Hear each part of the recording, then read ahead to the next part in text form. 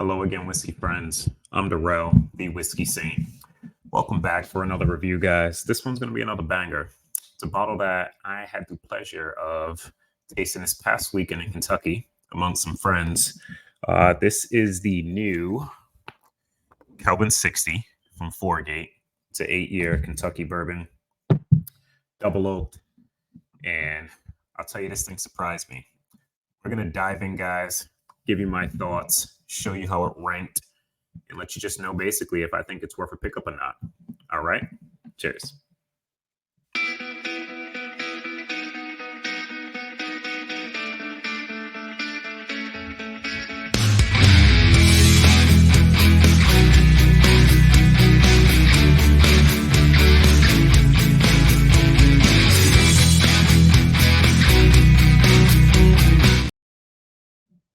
Welcome back, guys. We are going to pour this up. So, as you can see, I got into it a little bit. The color on this is actually pretty crazy too for that double oaked. I'm not sure how light it would have been if it wasn't, but this is actually considerably darker than most of the other Foregates. I can actually, for comparison, slide over here and grab the latest Kelvin. So the Kelvin 5, and you can see, like, you can't even really see through the Kelvin 60 versus that Kelvin 5. You know, so heavy oak presence, or barrel influence, should I say, from what that color looks like. But we're going to give it a pour, guys.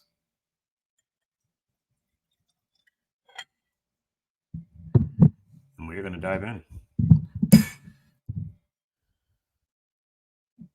Got my man Kelsey, the Whiskey Riffs Lounge, Glenn over here. Cheers, buddy. And we're just going to dive right in, guys, right on the nose.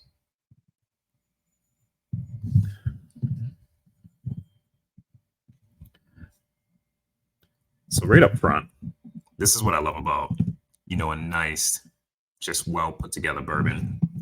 So much barrel influence, like that oak is very, very present. Like, it actually seems like this could be, you know, a little older than 8 years, you know, like a 10 to maybe 12-year product, just from the influence of that oak. Very, very sweet vanilla. You do get some citrus on the back end of the nose, which I normally don't really get, typically on most Foregates, besides like the finished ones. This is rumored to be from Four Roses. It's not confirmed, but rumored. And it's the mash bill, I believe, is a 35% rye. So 70, I think it's 60, 35, 5. So technically a OB product. But this is really, really nice. That very, very sweet oak. Got some vanillas in there. That citrus is nice, though, right at the back end. A little bit of spice, not too crazy. So it's not super ethanol forward on the nose. But a lot of those flavors. This nose is really, really nice. So we're going to dive in on the palate, guys. Enough smelling. Need a taste.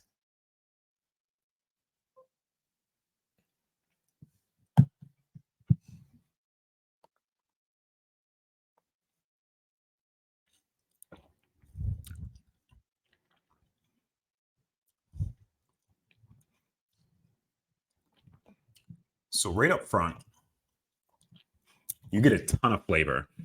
You do get a slight dryness on the front to mid palate. Kind of carries over to the back of the palate as well.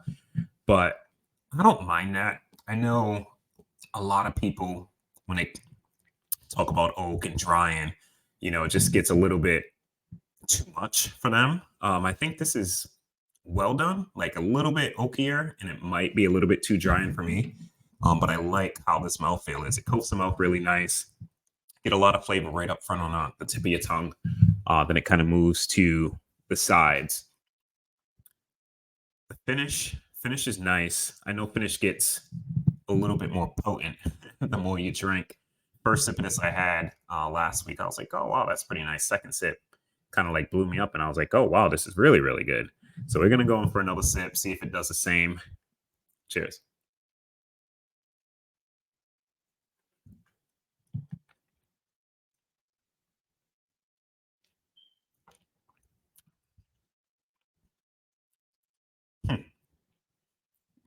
What's funny, it actually tamed it down a bit. I was expecting to get more of the flavors up front, but that slight oaky, and it's almost like I always say young oak, but you're getting a lot of the like the raw wood, almost if it was kind of like just freshly milled. You get like a type of note. I always say sawdust, but that's really not the note, but it kind of reminds me of what that would be. It's slight, but I don't mind it. I do get it on younger whiskeys, but this actually comes across, at a bit older than the 8 years that it's age stated at. But those flavors are really, really nice. The citrus is still there mid palate. Nice vanilla, sweet oak, lovely spice, but not too spicy. It is proofy too. It's 125.6 proof, which is one of their higher proofs I think that they released. Typically they're around maybe 115s to 120s for most of their releases, but this is a little bit over that halfway mark to 130. So really, really good proof. I'm gonna go in for another sip, guys.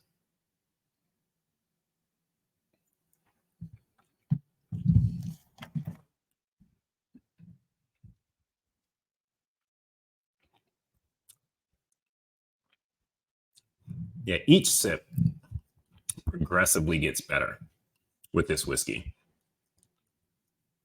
So much flavor up front, mid, transitions to the back. Like you don't lose really any of that. It does die down slightly mid palate, but picks right up on the finish. The finish on this is probably the best part of it. Like it just goes and it's still sitting there on the inside of my cheeks, all over my tongue.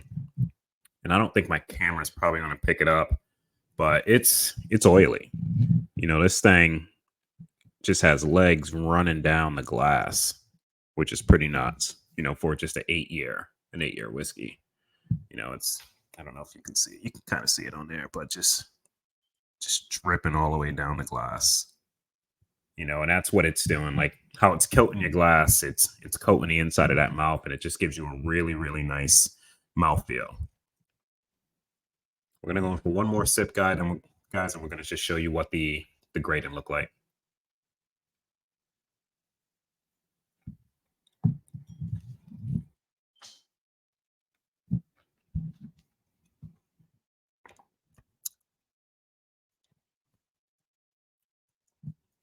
Yeah, it's just a damn good whiskey.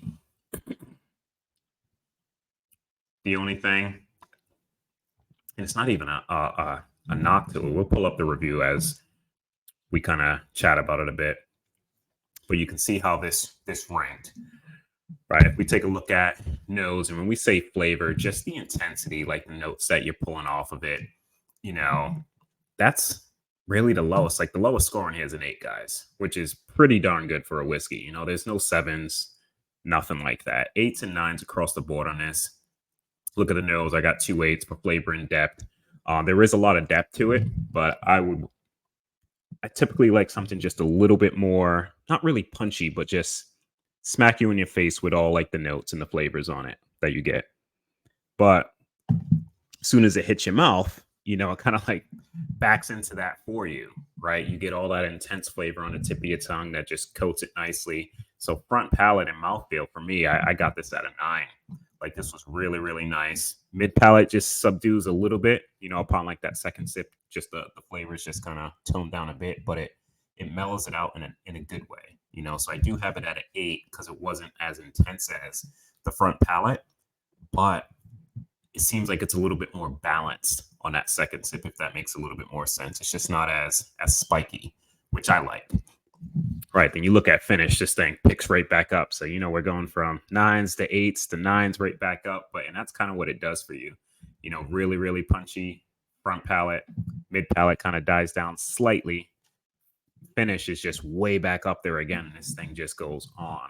I haven't took a sip in over a minute and I can still taste that whiskey on my mouth. Like it's really, really nice. We look at overall balance. I think this is a pretty well balanced whiskey. Could it have been, maybe tweaked or aged longer to maybe make it a little better? Probably, but as it stands at 8 years, I think Bill and Bob did a really good job putting together this blend. This is damn good whiskey. You know, we look at overall value. For me, I love Fourgate, and I know there's a lot of Fourgate fans that love the product as well. Being that the bottle is at 200 was the only reason that I have this as an 8. Will I purchase another one? I would like another one. You know, at 200 retail, it doesn't scare me away for the type of whiskey that you're getting out of this bottle. But that's the only reason it is at an 8, because I know for some, you know, $200 is, you know, a bit much sometimes. But I think this bottle is worth the pickup. Great bottle to share. I know everybody in Kentucky this past week were like, holy crap, this is really, really good. A lot of people were tasting it for the first time and it kind of blew them away. You know, and I know Bill and Bob, I believe, said this was their favorite bottle to date that they put out. So that says a lot. You know, you got both CBOs raving about this bottle. You know, granted, it's their product, but they could have chose a couple different bottles versus this one. You know, so they're really, really happy about how this came out. You know, and I can concur, man. I'm really digging this. As you can see, I did get a bit into it. You know, nothing too crazy, but we'll be throwing that back on the shelf, savoring it a bit. Don't want to finish it because it is the only one that I do have.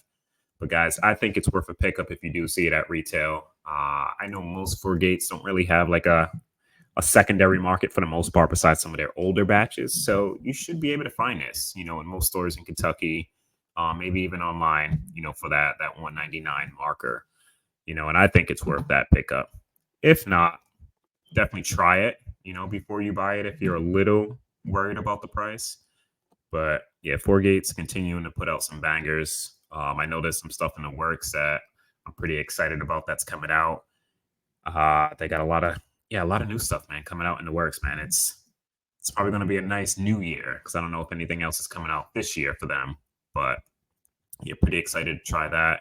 But yeah, this bottle, guys, Fourgate, Kelvin 60. If you do see it, retail, even sometimes they have discounts on these. You can get them on the retail. You know, I think it's a buy all day.